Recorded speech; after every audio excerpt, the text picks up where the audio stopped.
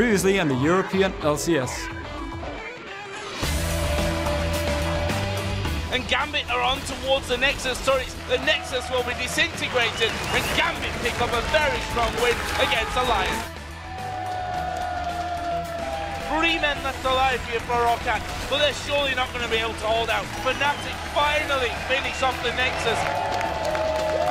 They can close out the game here and get themselves a second victory in the LCS over SK Gaming. Super Hot Crew take their second win. Fnatic going to push on through the final. Nexus turret will go down, and Fnatic's win streak continues.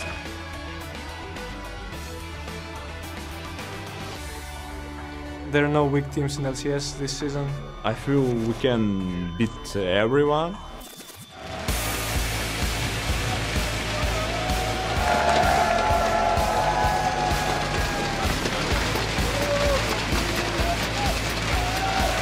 Welcome, ladies and gentlemen, to the European League of Legends Championship Series. We are broadcasting to you live from our studio here in Cologne, Germany. I am D-Man Smith, and I'm joined once again by Trevor Quickshot Henry. Thank you very much, D-Man, and we'd like to say Happy Chinese New Year's to all of you who are celebrating today. This is, in fact, the Year of the Horse, and perhaps that means we'll see some Hecarim today.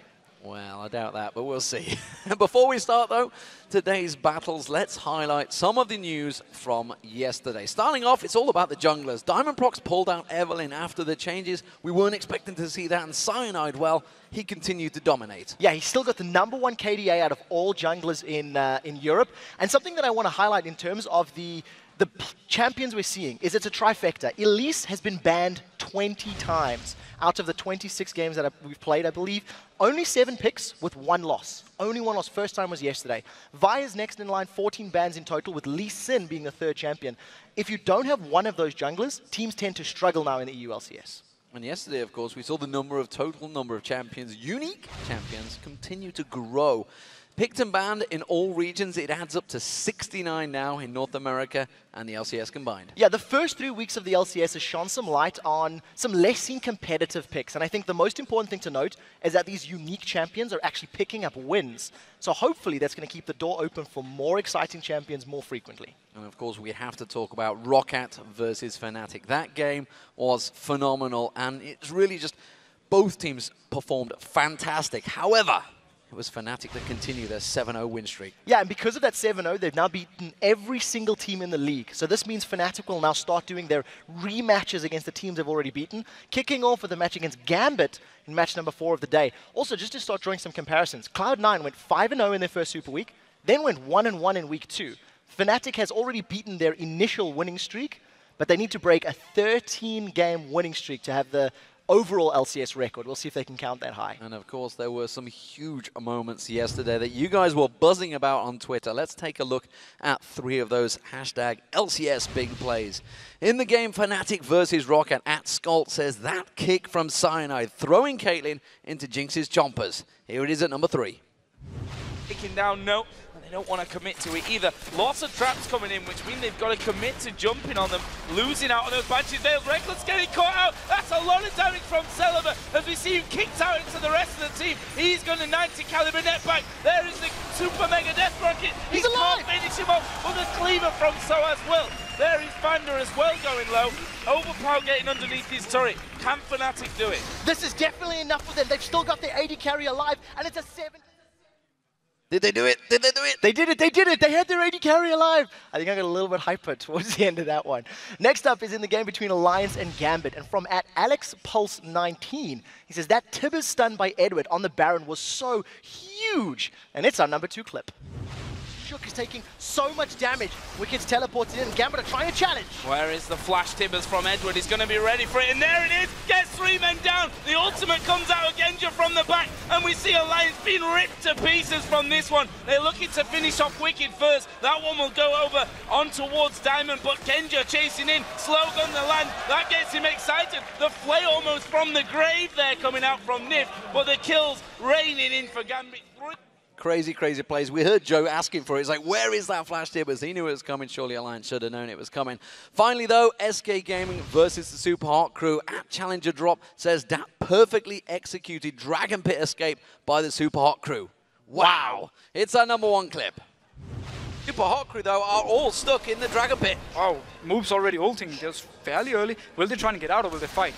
They may want to fight. It's going to be the hook on Moves. Moves could get caught out, has to flash away. Now he's got only the belly dash to get out of this one. They are still split. Mima's trying to get around there. Man drop coming from the back of the pit. Crescendo lands. Jez is caught out. He goes down. Insta pop straight away. Now they're on towards Svenskeren. Svenskaren's going to have to run for his life. Candy Panda, he's got a big dragon biting on his backside. Takes him down, no problem. Their Super Hot Crew can push on this one. Yeah, from experience, big dragons biting on your backside is not a pleasant experience.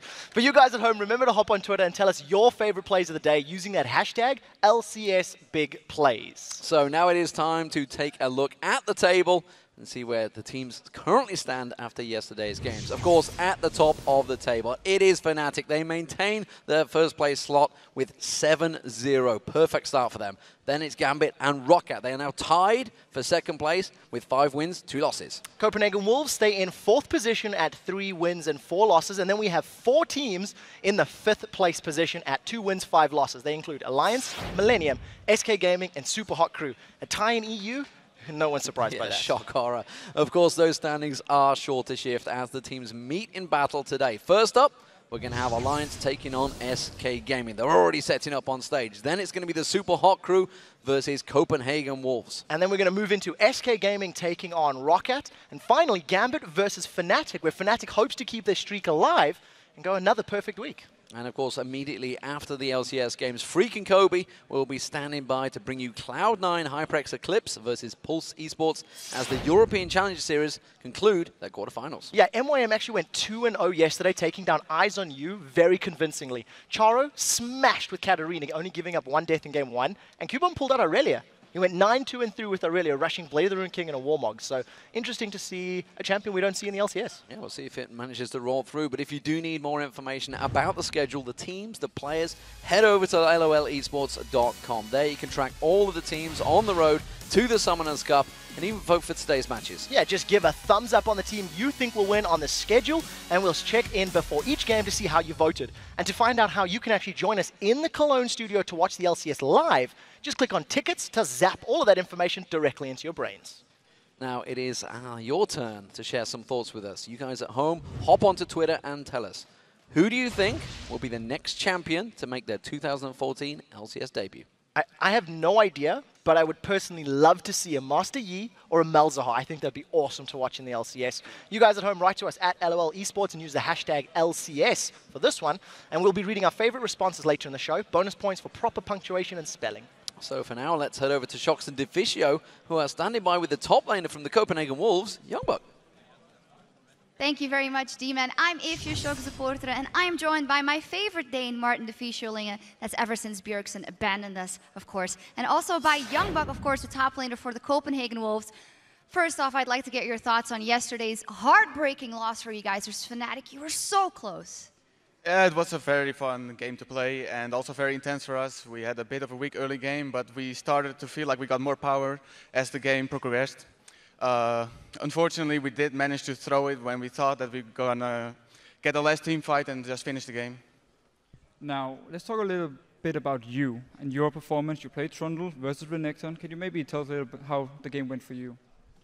Well, the plan is to just farm as much as I can and use my teleport defensively when I lose the trades, because Renekton is stronger early on. However, I decided to teleport into the bot lane early on, and that kind of got me behind, even though I got a double buff. So during the duration of the double buff, I was allowed to farm, but after that I had a XP disadvantage and a farm disadvantage, so it was a little bit hard to come back from. Yeah. What about your items then? I mean, we talked a little bit about during the game, how you didn't have any MR before I think the 40-minute mark. Why was that? There was a moment in the game where I stood in my base with about 1,000 gold, and I looked at Zig's items, and I saw he already had a Void Staff, so I just decided to go for a Giant's Belt and build further into a Randuin's.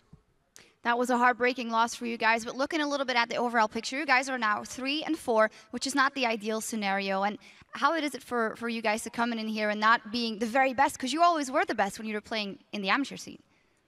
We've struggled a bit with our mindsets, more so being overconfident in some of the matches, and that resulted in losses that we felt were unnecessary. However, the games where we go in as underdogs and actually have the mindset of an underdog, we do tend to give a great performance. Now, you face Super Hot Crew. They won yesterday. What do you expect from this game? Well, it's very hard to get a read on their playstyle, but their champion pools are very one-sided and they show the same things over and over again. So we're gonna look for their weakness in champion select. It'll be very interesting to see that matchup. But the first matchup we're going to see here today is, of course, SK as they take on Alliance. What are you guys' predictions for that one? Maybe first Martin. I will give it to Alliance. I think overall they're stronger. I think they're gonna win the early game and, you know, just take it from there, win some team fights, and I believe in them. I'm going to give it to Alliance as well. I think that Shook will have a better performance this time, and I don't think that SK has what it takes to outban Shook while keeping a good champion for Svenskeren himself. Very interesting. Well, thank you very much. And we're going to pause for a moment, but when we're back, it's time to kick off the day with Alliance versus SK Gaming. Stay with us.